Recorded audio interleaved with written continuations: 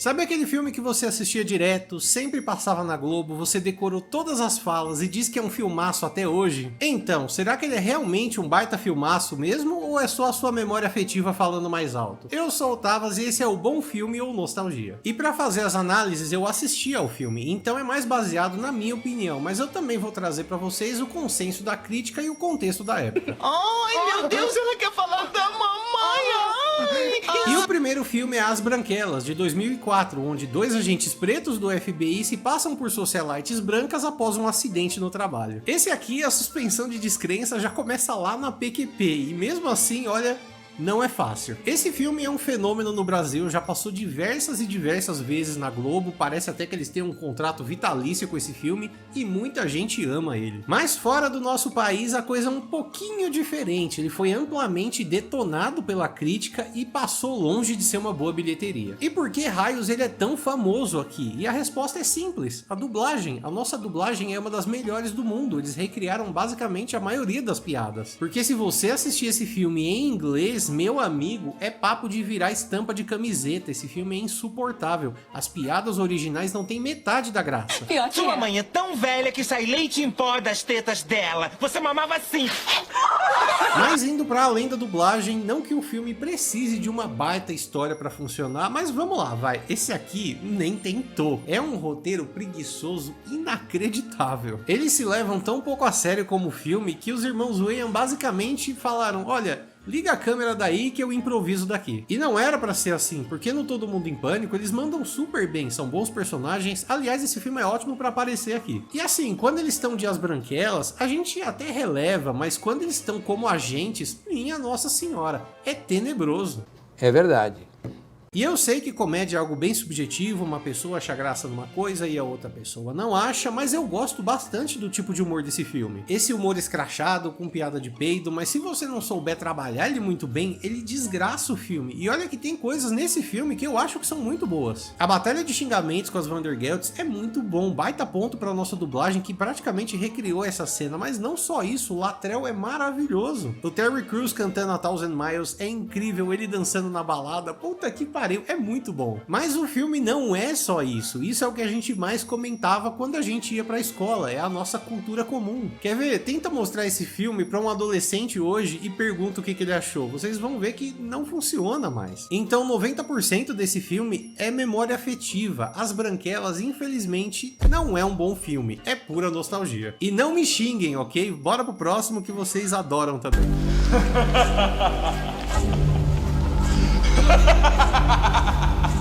E o segundo filme é O Corvo, de 1994, onde um músico é morto junto à sua noiva, mas ele volta dos mortos para poder se vingar. Filme baseado em quadrinhos, é um dos mais legais desse gênero, tem uma baita de uma estética gótica, trilha sonora maravilhosa, uma atmosfera única, e diferente do anterior, esse aqui foi muito bem recebido pela crítica, foi muito bem de bilheteria também, e rapidamente virou um filme cult. Além disso, esse filme tem um fator trágico, o falecimento do ator principal, Brandon Lee, que é filho do ator Bruce Lee. Ele foi atingido durante as gravações em um acidente com uma arma cenográfica, e eu acho isso ainda mais trágico porque ele visivelmente era um ator que tinha muito potencial. E isso adiciona um peso emocional para o filme gigantesco, mas ele funciona só por isso? E a resposta é não. A história não tem enrolação, tem muita ação, tem momentos dramáticos e é tudo muito bem feito, com uma direção muito estilosa. Apesar de todos os problemas que eles tiveram para poder contornar as regravações que tiveram sem o ator principal. Então é um trabalho muito criativo, tem muita identidade, tem alma aquilo, mesmo tendo alguns probleminhas técnicos. Além disso, ele é um filme que inspirou muitos outros, aliás, o Batman do Nolan tem uma cena praticamente idêntica. Gentlemen!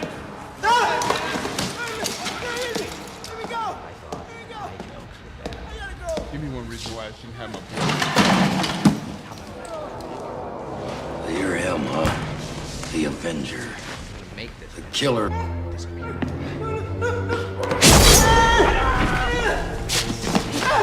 Esse filme eu assisti quando eu era criança e reassistindo ele hoje com outros olhos é sensacional, é um filme que cresce demais reassistindo. E ele é um filme mega nostálgico também dos anos 90, a música, a maquiagem, tudo. Mas ele não é só isso, ele se sustenta e é um bom filme, um baita filmaço. E o próximo filme também tem música nostálgica. And if you wanna be a teacher's man, well, baby,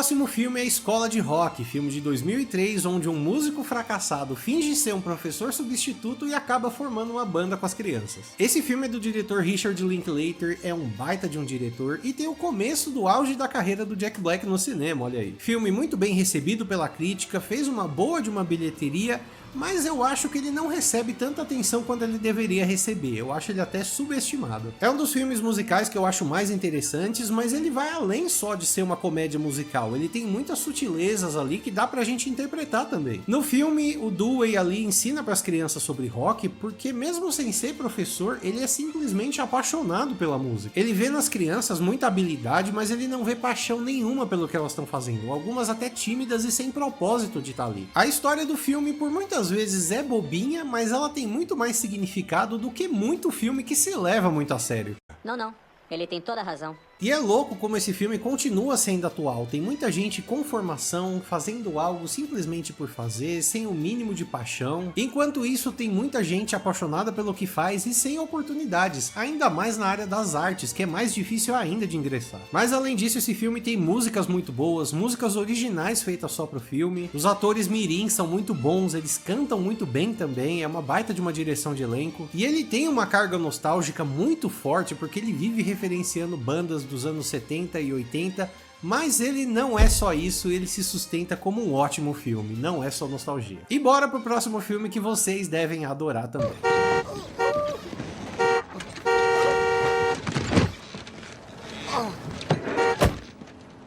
Norbit, quantas vezes eu tenho que dizer pra não mexer no banco do carro? E o quarto filme é Norbit, de 2007, em que um cara tá preso no seu casamento com uma grande mulher abusiva até ele reencontrar o seu amor de infância. Mega mal recebido pela crítica, foi um filme até que ok de bilheteria, e ele até tem algumas semelhanças com As Branquelas, mas tem boas diferenças também. Esse aqui também passou diversas e diversas vezes na Globo, mas ele já não foi salvo pela dublagem. Qualquer idioma que você assistir ele, vai ser difícil. Ed Murphy interpretando vários personagens, ele já fez isso funcionar, então tinha potencial, mas os problemas do filme vão bem além disso. Um filme de comédia tem que ter piada, certo? Certo. Ele pode repetir a mesma piada para poder ir reforçando o humor? Pode. Mas e quando o filme faz sempre a mesma piada? Obviamente todas as piadas giram em torno da Rasputia, porque ela é imensa e tem gravidade própria.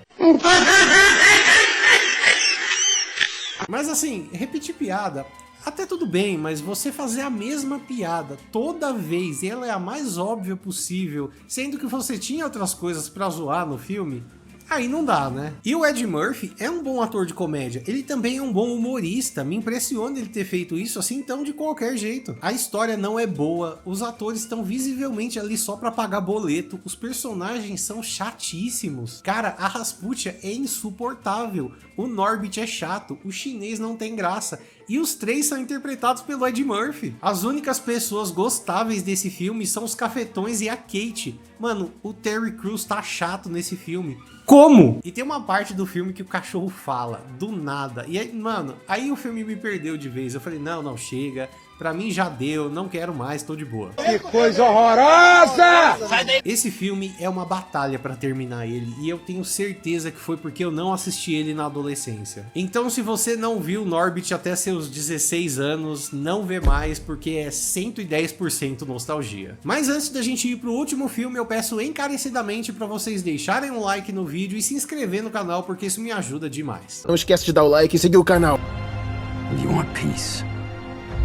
Prepare for war. E o último filme de hoje é O Justiceiro, de 2004, em que um agente do FBI perde toda a sua família num ataque da máfia e agora ele busca por vingança. Esse filme da Marvel foi mal recebido pela crítica, também foi mal de bilheteria e dá pra entender os motivos. É um filme da Marvel antes do MCU e era pra ser de um universo compartilhado com o Spider-Man do Tobey Maguire e o primeiro Quarteto Fantástico, tudo na Fox. Mas como a bilheteria do filme foi mal e vocês sabem bem como é a Fox sendo uma desgraçada para fazer negócio, obviamente esse universo não foi pra frente, e o público também não tava muito afim. Uma perda de tempo. E se você é fã de quadrinhos, quando eu falei agente do FBI, você já lembrou por que esse filme ficou meio de lado. Ele tem muito pouco a ver com as HQs. Ele faz uma releitura bem fraca do personagem, vai adicionando umas referências de outros filmes, uns personagens ruins e que no final não funciona quase nada. O filme dá várias voltas para poder contar uma história simples, tá cheio de atores péssimos, direção inconsistente, cheio de conveniências. E se a gente pegar para comparar com o Jon Bernthal de Punisher da Netflix mesmo, que nem é uma série tão boa assim, pô, não dá nem para comparar, não é nem o mesmo esporte. Mas ele tem um dos visuais mais icônicos do personagem, meio Matrix, de sobretudo, anos 2000, aquele logo icônico que é usado até hoje por policiais, militares. Porém, no geral, não é uma história boa, poderia ser muito melhor, mas poderia ser muito pior também, igual os outros filmes do Punisher que a gente teve depois.